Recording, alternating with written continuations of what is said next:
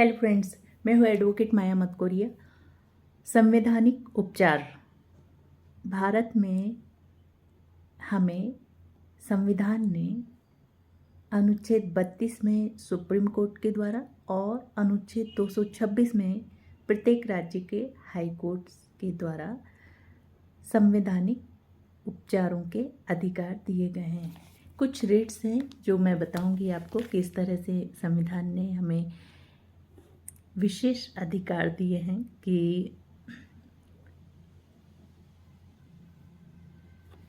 भारतीय संविधान में नागरिकों का संवैधानिक उपचार का अधिकार, जिसे राइट टू कॉन्स्टिट्यूशनल रेमेडीज कहते हैं।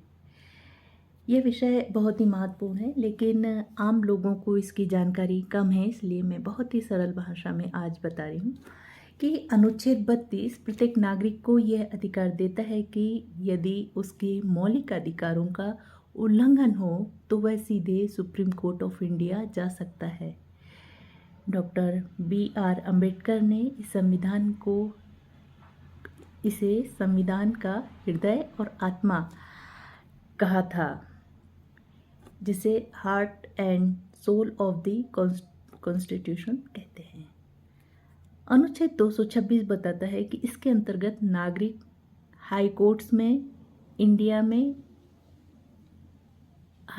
ऑफ इंडिया में भी याचिका दायर कर सकते हैं।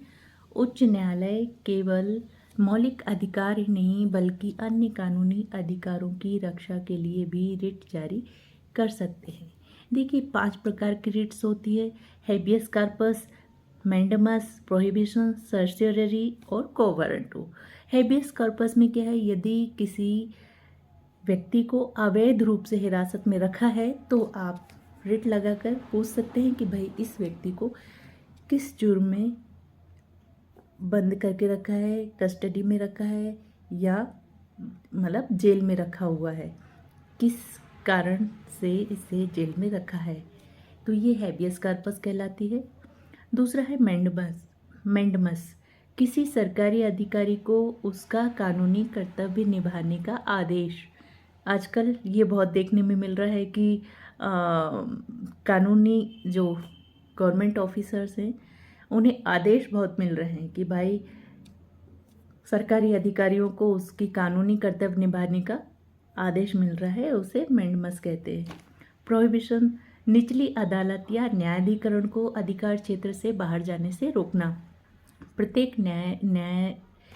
न्यायालय का न्यायिक क्षेत्राधिकार होता है, यदि वो, जो कि कानून की भाषा में जुरिस्डिक्शन जैसे हिंदी में बोलते हैं, क्षेत्राधिकार बोलते हैं। प्रत्येक क्षेत्र का अपना प्रत्येक न्यायिक क्षेत्र होता है। प्रत्येक राज्य के, प्रत्येक जिले के, प्रत्येक तहसील का जो जज नियुक्त होता है कानून में, उसका क्षेत्राधिकार होता है कि आपको इतना जुरिस्डिक्शन के अंतर्गत जो केस आते हैं वो, और जो कानून में दिए गए हैं नियम, उनके अकॉर्डिंग उन केसों को आपको सुनने का अधिकार है, निर्णय करने का अधिकार है। उससे बड़ा केस आता है तो आप संबंधित कोर्ट में उसे भेज सकते हैं। तो ये है प्रोहिबिशन, निचली अदालत या न्यायाधिकरण को अधिकार क्षेत्र से बाहर जाने से रोकना, इसका मतलब है। फिर है सर्सोररी, जो निचली अदालत के अवैध आदेश को निरस्त करता है। मतलब कोई निचली अदालत है, उसने कोई ऐसा आदेश कर दिया है जो कि अवैध है, मान्य नहीं है, उसे निरस्त करना। क्वो वारंटो, आप लोगों ने सुना होगा इसके विषय में। क्वो वारंटो, किसी व्यक्ति से पूछना कि वह किसी सार्वजनिक पद पर किस अधिकार से बैठा है। ये हम लोग बहुत बचपन से सुनते आ रहे हैं कि प्रत्येक व्यक्ति इस पद पे है, इस पोस्ट पर है, तो ये अधिकार है पूछने का कि भाई किस अधिकार से ये उस पद पर बैठा है।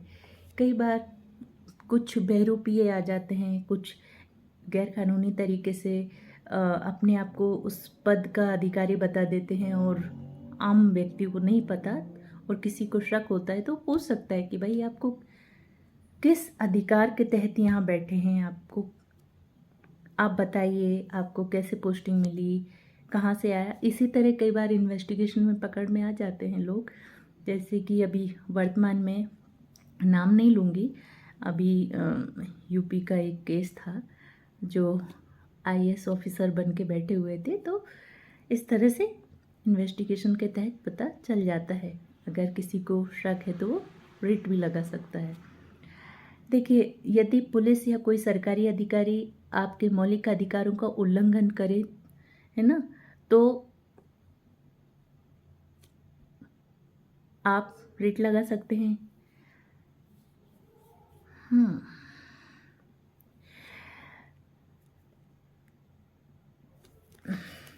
देखिए, संविधान ने प्रत्येक नागरिक को, प्रत्येक व्यक्ति में वो लोग भी आ जाएंगे जो यहाँ घूमने आए हैं एज ए टूरिस्ट के तौर पर, उनके साथ भी किसी तरह का अपराध घटित नहीं हो सकता।